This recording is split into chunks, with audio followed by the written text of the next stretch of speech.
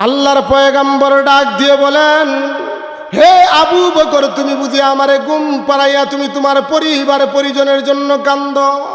হে আবু বকর, তুমি বুঝি আমারে ঘুম পাড়াইয়া তুমি তোমার ছেলে মেয়ের জন্য কান্দ, তুমি তোমার গোষ্ঠীগাতির জন্য কান্দ, তুমি তোমার পাড়া প্রতিবেশীর জন্য কান্দ, তুমি বুঝি তোমার স্বামী স্ত্রীর জন্য কান্দ? এমন সময় আবু বকর ডাক দিয়ে বলে, ও আল্লাহর পয়গম্বর, না না না, আমি আবু বকর আমার পাড়া প্রতিবেশীর জন্য কান্দি না, আমার ছেলে মেয়ের জন্য কান্দি না, আমার বিবির জন্য কান্দি না, আমার টাকা পয়সা অর্থ সম্পদের জন্য কান্দি না গো আল্লাহর পয়গম্বর। আমি কেন কান্দি জানেননি? না জানি কোন বেঈমান আমার পায়ের মধ্যে কামড় দিয়েছে, ওই বিষের ব্যথা সহ্য করতে না পেরে আমি আবু বকর মনের অজান্তে চোখের পানি আপনার গালে পড়ে গেছে। আল্লাহর পয়গম্বর বলে, ও আবু বকর তোমার পা সরাও। আল্লাহর নবীর কথা মতো আবু বকর পা সরানোর পরে গর্ত থেকে এক সাপ বের হইয়া আল্লাহর নবীকে সালাম দেয়। কন্যা সুবহানাল্লাহ। আল্লাহর নবীরে সালাম দেয়। আল্লাহর নবীকে সালাম দিয়া বলে, ও আল্লাহর নবী, ও আল্লাহর পয়গম্বর, আমি সাপ এই চতুর্দিকে ছিদ্র করেছিলাম গো আল্লাহর নবী। কেন ছিদ্র করেছিলাম জানেননি গো নবী? যে যারে ভালোবাসে তারে চতুর্দিকে গুইরা গুইরা দেখতে ভালোবাসে, যে যারে ভালোবাসে তার সব কিছু তার কাছে ভালো লাগে। আল্লাহর নবী গো, আমি এই গর্তের ভিতরে আজকে 1000 বছর যাবত অবস্থান করতেছি, একমাত্র শুধুমাত্র কেবলমাত্র আপনার নুরানি চেহারাটা দেখার জন্য। কন্যা সুবহানাল্লাহ। আল্লাহর পয়গম্বর, আপনার বন্ধু আবু বকর আমি আর চতুর্দিকে ছিদ্র করেছিলাম, আমি ডান দিকে ছিদ্র করেছি, ডান দিকে বৈশা বৈশা আপনাকে দেখবো। আল্লাহর নবী, আমি বাম দিকে ছিদ্র করেছি, বাম দিকে বৈশা বৈশা আপনাকে দেখবো। আমি সামনের দিকে ছিদ্র করেছি, সামনের দিকে বৈশা বৈশা আপনাকে দেখবো। আমি পিছন দিকে ছিদ্র করেছি, পিছন দিকে বৈশা বৈশা আপনাকে দেখবো।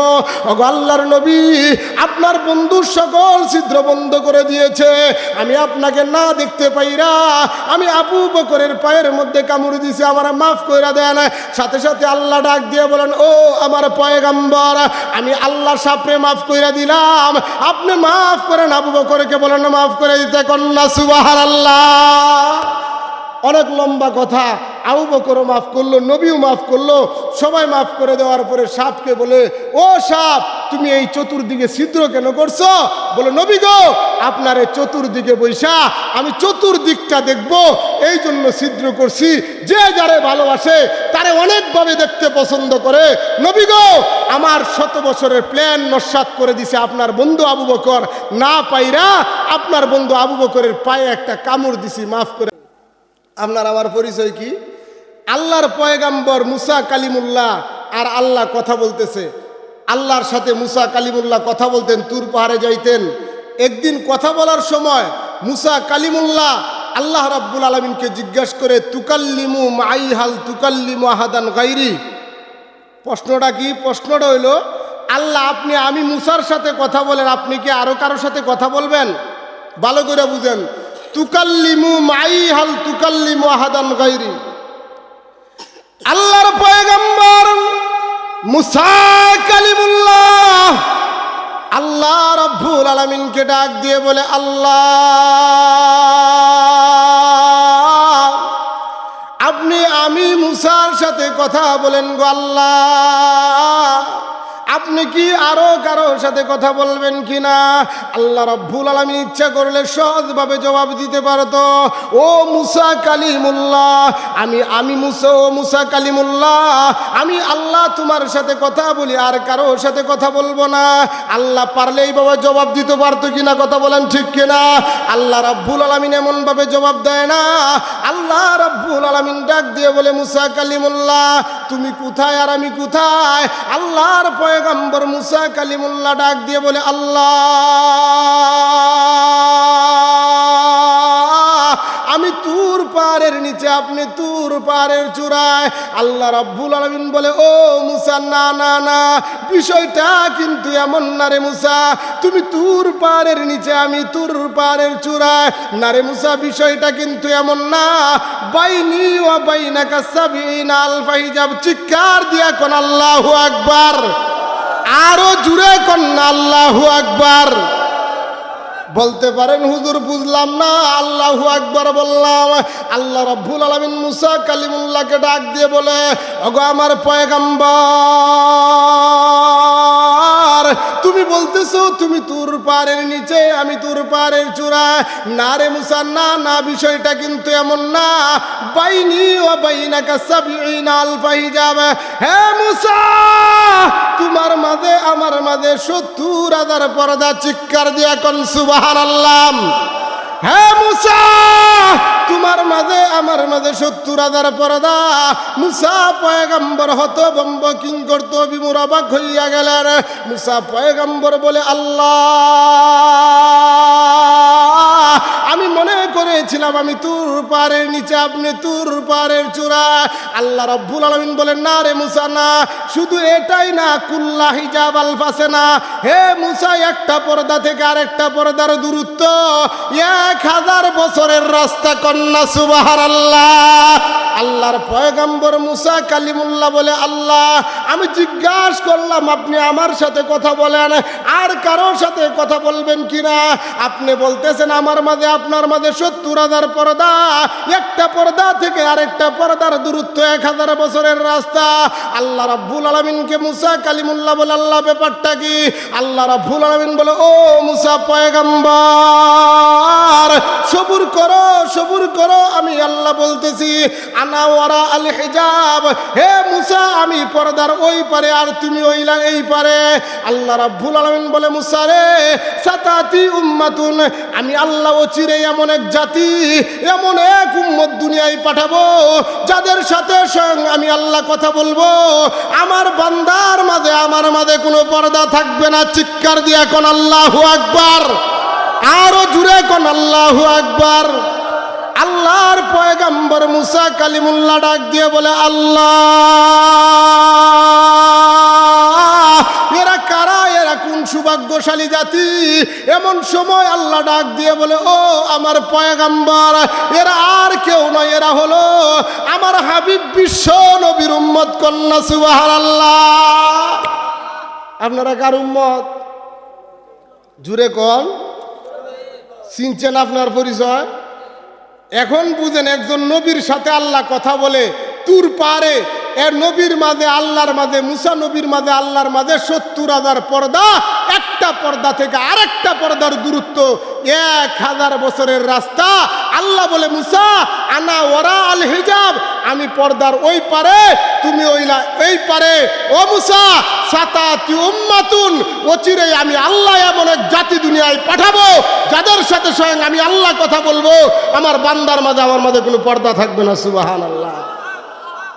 খুশি না বেজার আপনারা? আপনারা দামি না কম দামি? দামি না কম দামি? মুসা পয়গম্বর আল্লাহকে জিজ্ঞাসা করে, আল্লাহ, এদের সাথে কথা কখন বলবেন? আল্লাহ বলে, ইজহুম ইয়াসজুদুন, যখন এরা নামাজ পড়বে আমি আল্লাহ আমার বান্দার ঠুটে ঠুট লাগায় কথা গুমু। কন্যা সুবহানাল্লাহ। এখন তো আমরা নামাজই পড়ি না। হাদিস শরীফের মধ্যে আসছে, আউয়ালু মা ইউহাসাবু বিহিল আবদু ইয়াউমাল কিয়ামাতিস সালাহ, হাসরের মাঠে সর্বপ্রথম বান্দার নামাজের হিসাব হইব। বান্দা নামাজই পড়ে না। আমি যে ওই যে প্রচার ওই যে উপস্থাপনা করি সময় বলছিলাম, একজন বেনামাজিরে কুকুরও পছন্দ করে না, শুয়োরও পছন্দ করে না। কথা কোন ঠিক না বেটি? না আমার কথা, না কুরআন হাদিসের কথা? জুড়ে কোন কার কথা? শুয়োর কি কয়, আল্লাহ, চোখ যখন খুলবো কোনো বেনামাজি রে যেন না দেখি, তোমার কাছে বেনামাজি থেকে পানা চাই। কুকুর বলে, আল্লাহ, সারাদিন অলিতে গলিতে ঘুরি, মানুষের বাড়িতে জুটা খাবার খাই, কোনো বেনামাজির সামনে আল্লাহ ফালায়ও না। এখন এই বেনামাজি যদি কোনো নেতা হয়, এই বেনামাজি যদি এলাকার মাতবর হয়, এই বেনামাজি যদি আপনার বাপ হয়, এই বেনামাজি যদি আমার বাপ হয়, এই বেনামাজি যদি আপনার ভাই হয়, এই বেনামাজি যদি আমার ভাই হয়, তারেও তো কুকুরে পছন্দ করে নাকি? কি করে? জুড়ে বলেন, কি করে? অপছন্দ করে কুকুর তাকে। ও নেতা সাহেব, তুমি এলাকার বড় নেতা হইতে পারো, কুত্তাও তোমারে পছন্দ করে না। চিৎকার দিয়া বলেন ঠিক কিনা? তুমি ক্ষমতার জুড়ে নেতা, কত নেতা এখন কম্বলের তলে লুগাই আছে। কথা কন না ঠিক কিনা? আল হাক কুমুরুন, সৎ কথা তিতা লাগে, গরম ভাতে বিলাই বাজার, উচিত কথায় বন্ধু বেজার। এটা হাদিসের কথা না কোরআনের কথা না, আমি আব্দুল খালেকের ছেলের কথা। তবলিগের আমি সাবরার দিগান তবলিগে যায় তারা। তুমি নেতা বড় নেতা হইতে পারো, তুমি মাতবর বড় মাতবর হইতে পারো, কিন্তু আল্লাহর কোরআন কয় তোমার কুত্তা পছন্দ করে না। বলতে পারেন কুত্তা না পছন্দ, অমুকে যে সালাম দেয় ডরায়া সালাম দেয়, ডরায়া। কথা বলেন ঠিক কিনা? কি লাগি দেয়? ওই যে ভাই কইছে ভান্ড হলায় দিব। আসেন, আমি যেই কথা বলছিলাম, আল্লাহ রাব্বুল আলামিন আল্লাহর পয়গাম্বরকে পাঠাইছেন দুনিয়াতে মানুষকে ভালো বানানোর জন্য, মানুষকে সভ্য বানানোর জন্য।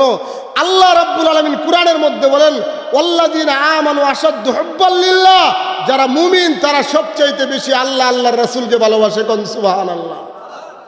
আপনারা জানেন আল্লাহর ভালোবাসা, নবীর ভালোবাসা ছাড়া কেউ জান্নাতে যাইতে পারবে না। যদি কেউ নবীকে ভালো না বাসে সে জান্নাতে যাইতে পারবে? জান্নাতে যাইতে পারবে না। নবীকে কেমন ভাবে ভালোবাসছে? সাহাবায়ে কেরাম নবীকে যেমনি ভালোবাসছে, আপনাকে আমাকে ওইভাবেই ভালোবাসতে হবে। কথা বলেন ঠিক কিনা? কেমনে ভালোবাসছে? একটা ছোট্ট এক্সাম্পল আপনাদের সামনে দেই। আল্লাহর নবীর সাহাবী হযরত আবু বকর রাদিয়াল্লাহু তাআলা আনহুকে নিয়ে হিজরতে যাইতেছে। হিজরতের ঘটনা আপনারা জানেন, কিন্তু একটা জায়গা আছে চুম্বক অংশ, এটা আপনারা অনেকেই জানেন না। এই কথাটা আমি বলা আমার উদ্দেশ্য। আল্লাহর নবী আবু বকরকে নিয়ে হিজরতে যাইতেছে। আবু বকরকে নিয়ে আল্লাহর নবী হিজরতে রওনা হয়ে গিয়েছেন। হঠাৎ করে আল্লাহর নবী দেখেন আবু বকর একবার নবীজির ডাইনে হাঁটে, আরেকবার বামে হাঁটে, আবার সামনে যায়, আবার পিছনে আসে। আল্লাহর নবী ডাক দিয়ে বলেন, ও আবু বকর, তুমি একবার ডাইনে হাঁটো, একবার বামে হাঁটো, একবার পিছনে হাঁটো, একবার সামনে দাও, ব্যাপারটা কি? আল্লাহর পয়গম্বরকে আল্লাহর নবীর সাহাবী আবু বকর ডাক দিয়ে বলে, ইয়া রাসূলুল্লাহ, ইয়া হাবিবাল্লাহ, ওগো আল্লাহর পয়গম্বর, আমি একবার সামনে যাই, একবার ডানে যাই, একবার পিছনে যাই, কেন জানেননি গো? ওগো আল্লাহর পয়গম্বর, আমি যখন ডান দিকে হাঁটি আমার মনে হয় আমার কানের মধ্যে কে যেন আইসা বলতেছে, ও আবু বকর, তুমি যে ডান দিকে হাঁটতেছ, তোমার নবীর বাম দিক থেকে বেঈমান কাফেররা তোমার নবীকে আক্রমণ করবে। এমন সময় আল্লাহর পয়গম্বর আমি দৌড় দিয়ে আমি ডান দিকে চলে যাই। আবার যখন ডান দিকে হাঁটি গো নবীজি, আমার কানের মধ্যে বাজতে থাকে, কে যেন আওয়াজ করতে থাকে, আবু বকর, তুমি যে ডান দিকে হাঁটতেছ, তোমার নবীকে বেঈমান কাফেররা বাম দিক থেকে আক্রমণ করবে। আল্লাহর নবী গো, আমি আবার দৌড়াইয়া কেন পিছে যাই? আমি যখন ডাইনে বামে হাঁটি আমার মনে হয় মক্কার বেঈমান কাফেররা আপনার পিছন দিক থেকে আক্রমণ করবে। আল্লাহর পয়গম্বর, এই মক্কার জমিনে তো আপনার আব্বা নাই, আপনার আম্মা নাই, আজকে তো আপনার জন্মভূমি সাইরা আপনার আজকে মদিনায় যাইতে হইতো না। যদি আপনার মা থাকতো, যদি আপনার বাবা থাকতো, যাদের মা বাবা আছে এরা বুঝে না, যাদের মা নাই, যাদের বাবা নাই এরা বুঝে। আমি দেখতাম আমার ফুফু আম্মা যখন নাকি আমার ভাইয়েরা বাড়িতে আসতো, আমার ভাই আর আমার বাবিরা যখন বাড়িতে আসতো, আমার ফুফু আম্মা রাতের অতি গভীর রজনীতে মোবাইল হাতে নিয়ে বইসা থাকতো, এমনি টিপা টিপি করতো আর বলতো, না জানি আমার ছেলে কত দূর আসছে, আজকে কত দিন হয়ে গিয়েছে আমার বাইরে আর কোনো দিন আমার ফুফু ডিস্টার্ব করে না, আর কোনো দিন জিজ্ঞাসা করে না, বাবারে তুমি কোথায় আসছো, আর কত দূর আসছো, কতটুক পর্যন্ত আসছো, কখন কতটুক পর্যন্ত, আর কতক্ষণ লাগবে বাড়িতে আসার পরে। আমি দেখতাম আমার ফুফু বাড়িতে আমার ভাই আসার পরে আমার ভাই বাবিরা যে খাবারগুলো পছন্দ করতো, এই খাবারগুলো আমার ফুফু অনেক কষ্ট করে ব্যবস্থা করতো, জোগাড় করতো। আজকে তো আর এই খাবার তৈরি হয় না, আজকে তো আর আমার ফুফু আমার ভাইয়ের জন্য ওই চিকরা মাছ, বাই মাছ, গুতুম মাছের বোনা করে না। আজকে তো আর ফুফু নাই, আর মা পাইবা না ও ভাইয়েরা আমার, আর বাবা পাইবা না। এই যে বাবা মাথার গাম পায়ে ফালাইয়া আমার আপনাকে মানুষ করলো, ওই বাবা যার অন্ধকার কবরে আছে, ওই বাবার কথা স্মরণ কইরা, মায়ের কথা স্মরণ কইরা একটা ফুটা চোখের যদি পানি ফালাইতে পারেন, আপনার চোখের পানি নাকে আগায় আসার আগে আগে মহান আল্লাহ আপনার আব্বা আম্মার কবরটাকে জান্নাতের বাগান বানায় দিবে। চিৎকার দিয়ে এখন আমিন। ভাইরা আমার, বন্ধুরা আমার, বলছিলাম আল্লাহর পয়গম্বরকে, আল্লাহর নবীর সাহাবী আবু বকর ডাক দিয়ে বলে, ইয়া রাসূলুল্লাহ, ইয়া হাবিবাল্লাহ, ওগো আল্লাহর পয়গম্বর, আপনার বাবা যদি থাকতো আপনার বিপদে আইসা আপনার পাশে দাঁড়াইতো, আপনার মা যদি থাকতো আপনার মা আপনার বিপদে পাশে আইসা দাঁড়াইতো। ওগো আল্লাহর নবী, আপনার তো মা নাই, আপনার তো বাবা নাই। আল্লাহর নবী এইভাবে কথা বলতে বলতে আল্লাহর নবী আর আল্লাহর নবীর সাহাবী আবু বকর মক্কা থেকে মদিনায় যাইতেছে। কিতাবের ভিতরে আসছে আল্লাহর নবীর সাহাবী আবু বকর বলেন, যখন নাকি পাহাড়ের গিরিপথের মধ্যে যাই, পাথরের মধ্যে নবী হাঁটতে কষ্ট পায়, হঠাৎ করে তাকাইয়া দেখি নবীজির পায়ের মধ্যে একটা পাথরের আঘাতে রক্ত বের হয়ে গিয়েছে। আমি দৌড়াইয়া গিয়া, আবু বকর রাদিয়াল্লাহু তাআলা আনহু বলেন, সিরাত বিশ্বকোষ কিতাবের মধ্যে আসছে আল্লাহর নবীর সাহাবী আবু বকর বলেন, আমি দৌড়াইয়া গিয়ে আমি আবু বকর আল্লাহর নবীকে আমার কাঁধে উঠায় নিছি। কন্যা সুবহানাল্লাহ। আল্লাহর নবীর সাহাবী বলে, আমি যখন নাকি আল্লাহর নবীকে কাঁধের মধ্যে উঠাইলাম, আমি যখন পাথরের মধ্যে পাড়া দেই, পাথরগুলো কেমন যেন তুলার মতো নরম লাগে। কন্যা সুবহানাল্লাহ। আল্লাহর নবী বিশ্ব নবী রাহমাতুল লিল আলামিন আমার কাঁধে যখন নাকি কাঁধে উঠাইয়া নিলাম, আমি আল্লাহর নবীকে নিয়ে পাথরের মধ্যে পাড়া দেই, পাথরগুলো কেমন জানি তুলার মতো নরম লাগে, তুলার মতো নরম লাগে। ও ভাইরা আমার, বন্ধুরা আমার, এমন ভাবে যাইতে যাইতে যাইতে যাইতে আল্লাহর নবী আর আবু বকর একটা গুহার মধ্যে গিয়ে আশ্রয় নিলেন। গুহার মধ্যে গিয়া দেখে গুহার চতুর্দিকে, গর্তের চতুর্দিকে ছিদ্র করা। এখানে কিতাবের লেখেন, এখানে চমৎকার একটা সুন্দর কথা আছে। এই গর্তের চতুর্দিকে কেন ছিদ্র? এই কথা তো আপনারা জানেন, গর্তের চতুর্দিকে ছিদ্র ছিল না? জানেন তো আপনারা সবাই? আবু বকর রাদিয়াল্লাহু তাআলা আনহু গর্তের চতুর্দিকের ছিদ্রগুলো নিজের চাদর ছিঁড়া ওই ছিদ্রগুলো বন্ধ করছে। একটা ছিদ্র বন্ধ করতে পারে নাই। এই ছিদ্রটা পায়ের গুড়ালি দিয়া, পায়ের মুড়া দিয়া চাপ দিয়ে ধরে রাখছে। হঠাৎ করে আল্লাহর নবীকে ক্লান্ত শান্ত পরিশ্রান্ত আল্লাহর নবী ক্লান্ত অবস্থায় আবু বকরের রানের মধ্যে মাথা রাইখা ঘুমায় গেছে। কন্যা সুবহানাল্লাহ। আবু বকরের রানের মধ্যে যখন নবীজি মাথা রেখে ঘুমায় গেছে, আর এই গর্তের ভিতরে একটা সাপ ছিল। ওই সাপ প্রায় 1000 বছর যাবত ওই গর্তের ভিতরে অবস্থান করতেছে। এক ইহুদি আলেমের কাছে শুনছে, যিনি শেষ নবী হবে, আখেরি পয়গম্বর হবে, উনি মক্কা থেকে হিজরত কইরা মদিনায় যাবে, আর উনার চেহারা যদি কেউ একবার ঈমানের সাথে দেখে, তার জন্য জাহান্নামের আগুন হারাম। কোন সুবহানাল্লাহ। এই কথা শোনার পরে এই সাপ এই গর্ত থেকে আর বের হয়ে যায় না। এই সাপ এই গর্তের ভিতরে বসা আজকে প্রায় 1000 বছর পর্যন্ত সাপ চতুর্দিক দিয়ে ছিদ্র করছে। আমরা সবাই নবীরে ভালোবাসি তো ইনশাআল্লাহ? ভালোবাসি না ইনশাআল্লাহ? আল্লাহ তাআলা যেন আমাদের অন্তরে নবীর ভালোবাসা আরো ভরপুর করে দেয়। চিৎকার দিয়ে এখন আমিন। ওই সাপ ডান দিকে ছিদ্র করছে, বাম দিকে ছিদ্র করছে, চতুর্দিকে ছিদ্র করছে। ছিদ্রগুলোর কারণ কি? হযরত আবু বকরের পায়ের মধ্যে যখন কামড় দিছে সাপ, আবু বকর বিষের ব্যথা সহ্য না করতে পেরে চোখের পানি গাল দিয়ে বেয়ে বেয়ে নবীর চেহারা মুবারকের মধ্যে পড়ে গেছে। নবীজি হঠাৎ করে চেহারা মুবারকে যখন নাকি ওই যে আবু বকরের চোখের পানি পড়ছে, পড়ার পরে চোখ মেলে দেখে আবু বকর কাঁদতেছে। আল্লাহর পয়গম্বর ডাক দিয়ে বলেন, হে আবু বকর, তুমি বুঝি আমারে ঘুম পাড়াইয়া তুমি তোমার পরিবার পরিজনের জন্য কান্দ? হে আবু বকর, তুমি বুঝি আমারে ঘুম পাড়াইয়া তুমি তোমার ছেলে মেয়ের জন্য কান্দ, তুমি তোমার গোষ্ঠীগাতির জন্য কান্দ, তুমি তোমার পাড়া প্রতিবেশীর জন্য কান্দ, তুমি বুঝি তোমার স্বামী স্ত্রীর জন্য কান্দ। এমন সময় আবু বকর ডাক দিয়ে বলে, ও আল্লাহর পয়গম্বর, না না না, আমি আবু বকর আমার পাড়া প্রতিবেশীর জন্য কান্দি না, আমার ছেলে মেয়ের জন্য কান্দি না, আমার বিবির জন্য কান্দি না, আমার টাকা পয়সা অর্থ সম্পদের জন্য কান্দি না গো আল্লাহর পয়গম্বর। আমি কেন কান্দি জানেননি?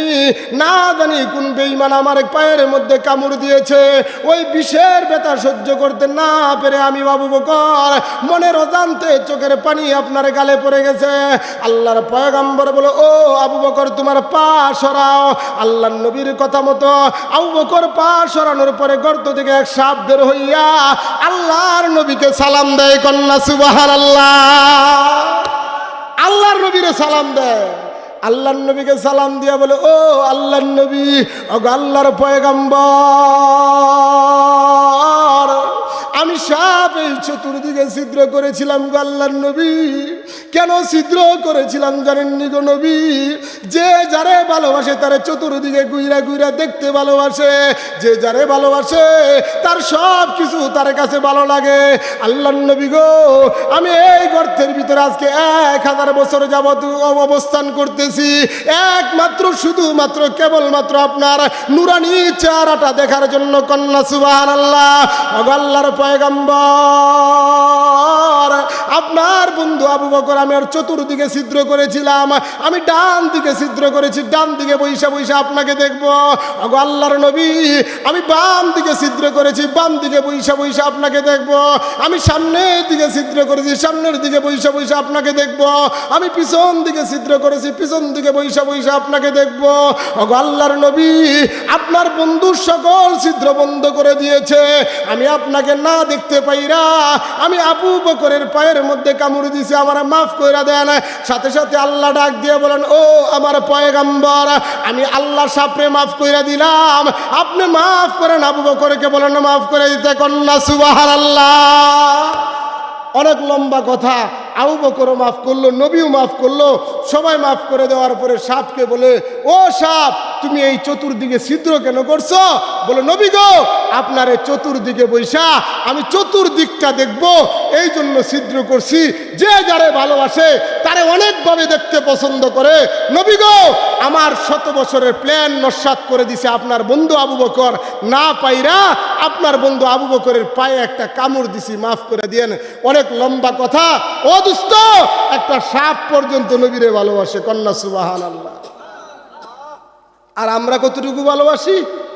এখন যদি এই এলাকার কোনো হুজুররা মিছিল মিটিং নিয়ে কলমাকান্দা বাজারে যায়, হুজুর রাজনীতি শুরু করে। হুজুর মেম্বার হওয়ার জন্য রাজপথে যায় না, হুজুর এমপি হওয়ার জন্য রাজপথে যায় না। হুজুর রাজপথে তখন যায় যখন নবীর বিরুদ্ধে, কোরআনের বিরুদ্ধে কথা হয়। কথা বলেন ঠিক কিনা? হুজুররা মেম্বার হওয়ার লাগি জানা, কে আর মেম্বার আর চেয়ারম্যান? মেম্বার চেয়ারম্যান হয়ে কয়জনের দামি হয়েছে?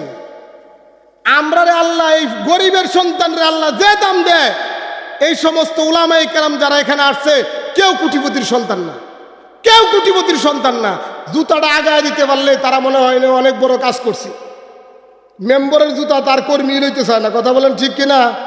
হ্যাঁ, একজন বড় হুজুরের জুতা লইতে পারলে, মাথায় লইতে পারলে আমরা মনে করি আমাদের কপাল বালা। কন্যা ঠিক কিনা? অনেক লম্বা কথা। আসেন, অনেক সময় হয়ে গেছে। আল্লাহর নবী বিশ্বনবী রহমাতুল্লিল আলামিন এভাবে যাইতে যাইতে যখন নবীর পেটে ক্ষুধা লাগছে, আবু বকরের পেটে ক্ষুধা লাগছে, সিরাত বিশ্বকোষ কিতাবের মধ্যে আসছে, এক বাড়ি দেখা যায় সামনে। আল্লাহর নবী বললেন, ও আবু বকর, চলো না আমরা এই বাড়িতে গিয়ে মেহমান হই। ওই বাড়িতে গিয়া দেখে এই বাড়ির মালিকের নাম হইল উম্মে আবু মাবাদ, স্ত্রীর নাম হইল উম্মে মাবাদ। এই বাড়িতে গিয়া সালাম কালাম দিয়া বাড়িতে ঢুকলেন। ঢুকার পরে আল্লাহর নবীর সাহাবী আবু বকর বলতেছে, এই বাড়িতে কেউ আছেন? যদি থাইকা থাকেন, আমরা অনাহারি, আমরা ক্ষুধার্ত, আমাদেরকে একটু খাবার দেন। এই বাড়ির ভিতর থেকে আবু মাবাদের স্ত্রী উম্মে মাবাদ ডাক দিয়ে বলে, আপনারা কে কোথায় থেকে আসছেন জানি না, আপনাদের পরিচয় চিনি না, কিন্তু আপনারা আমার বাড়িতে ঢুকার সাথে সাথে আমার বাড়িটা যেন পূর্ণিমার চাঁদের মতো আলোকিত হয়ে গেছে। কন্যা সুবহানাল্লাহ।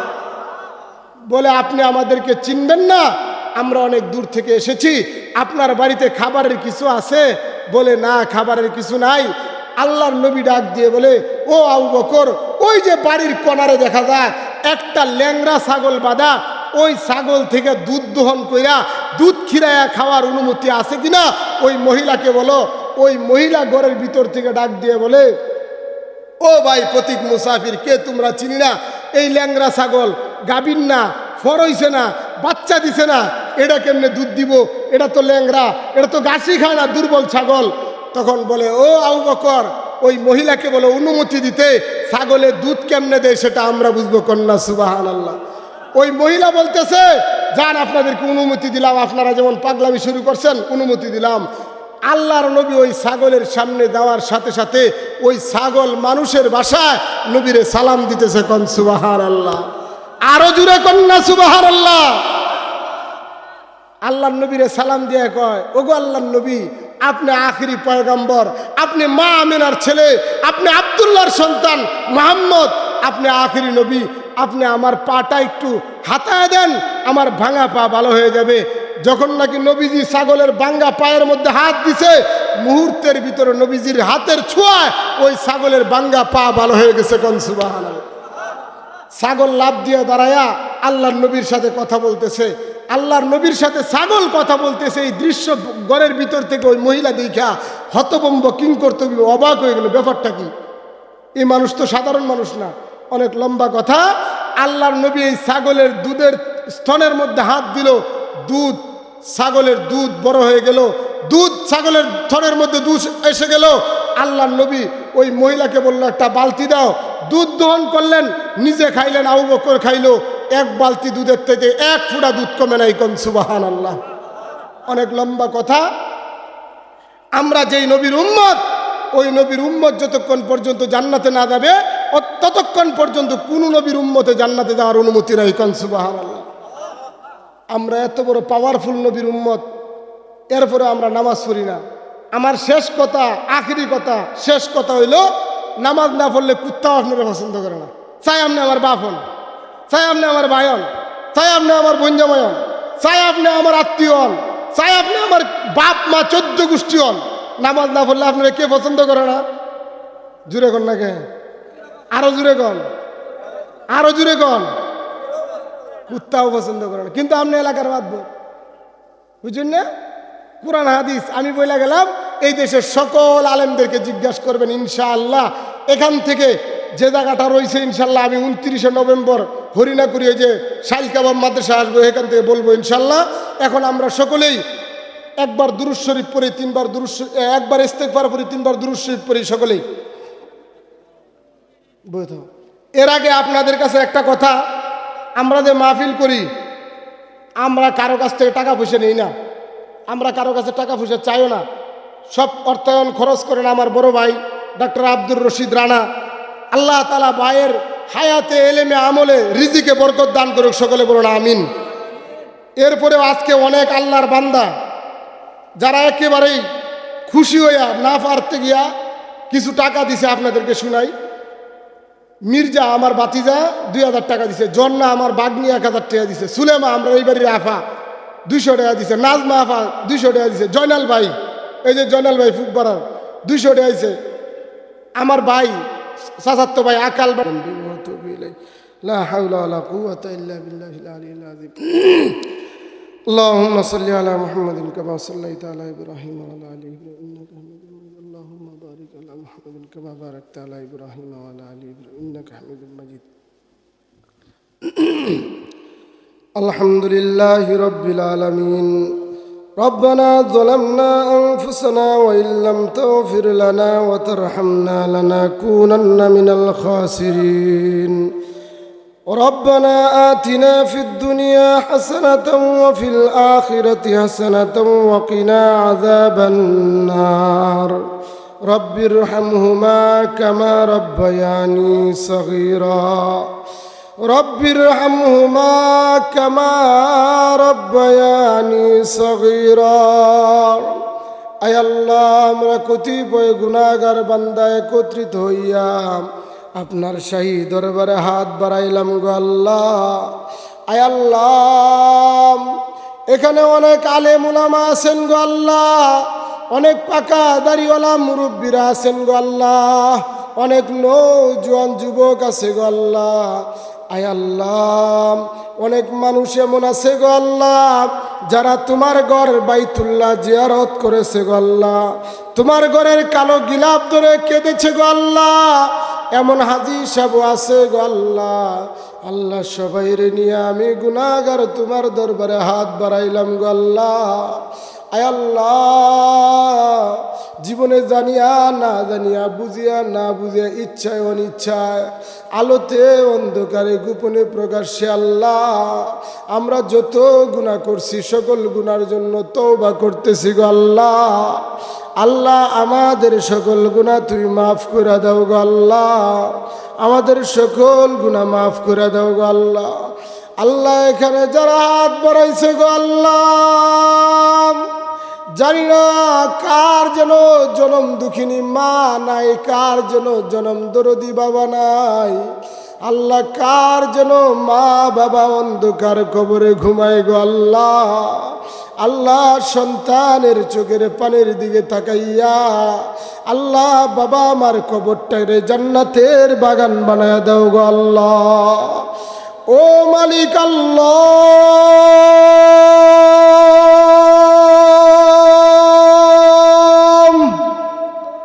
আমার ডাইনে বামে অনেক গুরুস্থান আছে গো আল্লাহ, আমার পিছনে অনেক গুরুস্থান আছে গো আল্লাহ। আয় আল্লাহ, সকল গুরুস্থানের কবরে আযাব তুই মাফ করে দাও গো আল্লাহ। আয় আল্লাহ, আমাদের এখানে যাদের আব্বা নাই আম্মা নাই, আমাদের আব্বা আম্মার কবরকে জান্নাতের বাগান বানায় দাও আল্লাহ। যাদের বাড়ি দিয়ে আমরা বাড়িওয়ালা, যাদের জায়গা দিয়ে আমরা জমিনওয়ালা, যাদের জমি দিয়ে আমরা জমিনওয়ালা, যাদের টাকা দিয়ে টাকাওয়ালা, আল্লাহ যাদের উসিলায় দুনিয়াতে আসছি গো আল্লাহ, ওই বাবা আমারে তুমি হাসরের মাঠে আল্লাহ বেইজ্জতি করিও না গো আল্লাহ। আয় আল্লাহ, মরহুম আক্কাস আলী সাহেবের বাড়িতে যে কবরবাসীর আয়োজনে দোয়া মাহফিল আল্লাহ, উনার বড় ছেলে আমার ভাই আল্লাহ আব্দুর রশিদ, ডাক্তার আব্দুর রশিদ যে আয়োজন করছে গো আল্লাহ, এই আয়োজনকে তুমি কবুল করে নাও গো আল্লাহ। আল্লাহ, এখানে যত আলেম উলামারা বক্তারা কথা বলছে সকলকে দিনের খাদেম বানায় নাও আল্লাহ, সকলকে দিনের বড় বড় মুজাহিদ বানায় নাও আল্লাহ। আল্লাহ, আব্দুল সালাম জিয়াদিরে তুমি আল্লাহ তার কণ্ঠে রিজিকে এলেমে আমলে হায়াতে বরকত দাও আল্লাহ। আমার বাজান আল্লাহ মানসুরুল হক জামির হায়াতে এলেমে আমলে বরকত দাও আল্লাহ। বাবা যেমন এলমে মারেফতের সম্রাট, আল্লাহ সন্তান রে এলমে মারেফতের সম্রাট বানায় দাও গো আল্লাহ। আয় আল্লাহ, একটা মশা মাছির কামড় সহ্য করতে পারি না গো আল্লাহ। তোমার হাবিব বলেন গো আল্লাহ, কবরে ৯৯টা সাপ দেওয়া হবে গো আল্লাহ। ওই সাপ বিচ্ছুর করে অন্ধকার আল্লাহ বাতি নাই সাথী নাই ঘরে যেদিন শুয়া দিব, মাইকের মধ্যে এলান হয়ে যাবে গো, মুফতি শামসুল ইসলাম মুন্সিপুরি আর দুনিয়ায় নাই। আল্লাহ, মেয়েগুলো স্বামীর বাড়ি থেকে দৌড়ায়া দৌড়ায় আসবে গো, বাবাকে জীবনের শেষ দেখার জন্য গো আল্লাহ। বোন তার স্বামীর বাড়ি থেকে দৌড়ায় আসবে ভাইকে জীবনের মতো শেষবার দেখার জন্য। আল্লাহ, পাড়াপতি আত্মীয় স্বজন ভাই বেরাদর সকলেই দৌড়াই আসবে গো, জীবনের শেষ দেখার জন্য গো আল্লাহ। আল্লাহ, শেষ যেদিন দুনিয়ার সফর শেষ হবে গো আল্লাহ, রাস্তাঘাটে ফালায় অ্যাক্সিডেন্ট দিয়া মৃত্যু দিও না গো আল্লাহ। পানিতে ডুবায় আগুনে পুরায় মৃত্যু দিও না গো আল্লাহ। আয় আল্লাহ, আমার শেখ মুর্শিদ আল্লামা হাসান জামিল সাহেবের হায়াতে এলেমে আমলের রিজিকে বরকত দাও আল্লাহ। সারা দেশ সফর করে গো আল্লাহ, মুস্তাকিম বিল্লাহ হামিদির হায়াতে এলেমে আমলে বরকত দাও আল্লাহ। রাস্তাঘাটের বিপদ আপদ থেকে তোমার বান্দাদেরকে তুমি হেফাজত করো গো আল্লাহ।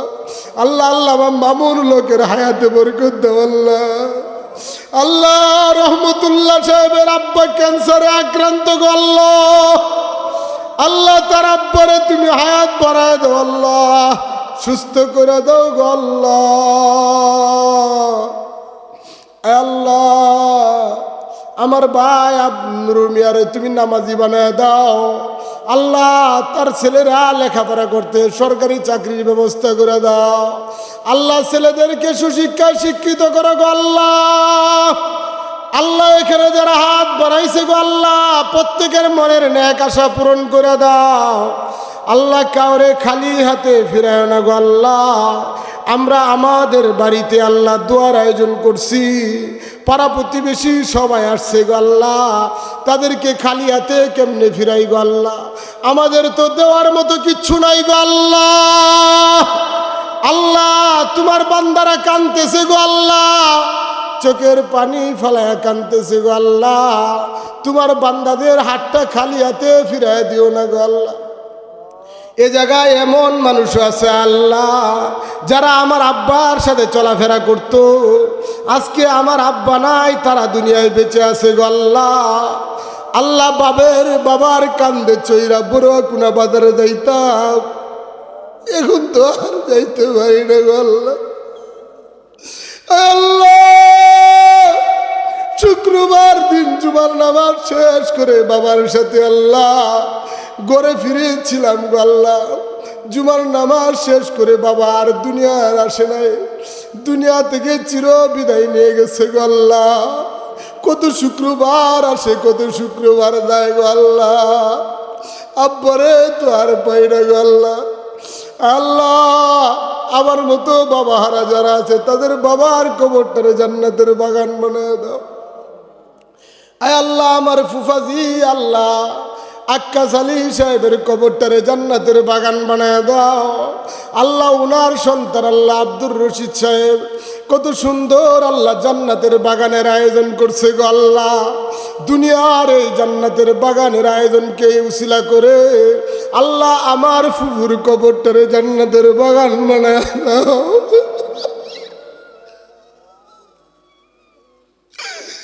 আল্লাহ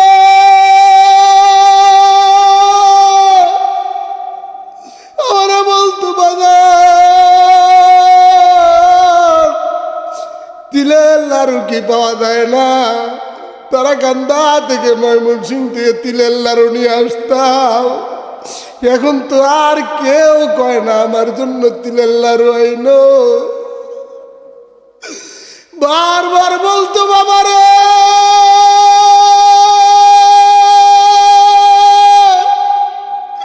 তোর ভাইয়ের গাড়ি আছে, তোর একটা গাড়ি যদি হইতো রে। আজকে গাড়ি আছে, বাড়ি আছে, ফুফু নাই গো আল্লাহ। আল্লাহ তুমি আমার ফুফুর কবরে জান্নাতের বাগান বানায় দাও গো আল্লাহ। আমার ফুফু এত বড় শিক্ষিত ছিল না গো আল্লাহ, আমার ফুফাও শিক্ষিত ছিল না গো আল্লাহ। এরপরে উনার ছেলেদেরকে শিক্ষিত বানাইছে গো আল্লাহ। আমার ফুফু আল্লাহ জীবনে চলতে ফিরতে আল্লাহ জানিয়া না জানিয়া, বুঝিয়া না বুঝিয়া, ইচ্ছায় অনিচ্ছায় যদি কোনো ভুল করে থাকে তাদেরকে মাফ করে দাও আল্লাহ। আল্লাহ আমার ফুফু তো আমার রক্তের গো আল্লাহ। আমি আমার ফুফুর জন্য তোমার কাছে মাফ চাই, ফুফার জন্য মাফ চাই, আমার দাদা দাদির জন্য মাফ চাই, আমার নানা নানির জন্য মাফ চাই গো আল্লাহ। এখনো মনে পড়ে গো আল্লাহ, মুন্সিপুর মাদ্রাসা সকালে ছুটি দিলে বাড়িতে আইসা দেখতাম নানি আডার ভাত রাঁধছে, আডার ভাত খেয়ে মাদ্রাসায় দেখতাম গো আল্লাহ। ওই নানি আজাদকে অন্ধকার কবরে গো আল্লাহ। আল্লাহ সকলের কবরকে জান্নাতের বাগান বানায় দাও। আল্লাহ আমাদের এলাকার যারা আল্লাহ দুনিয়ার শুরু থেকে নিয়ে আজকের দিন পর্যন্ত যারা অন্ধকার কবরে, সকলের কবর জান্নাতের বাগান বানায় দাও। আল্লাহ কাদির নানার কবরকে জান্নাতের বাগান বানায় দাও। মুগা নানার কবরকে জান্নাতের বাগান বানায় দাও। আল্লাহ কুদরত ভাইয়ের কবরকে জান্নাতের বাগান বানায় দাও।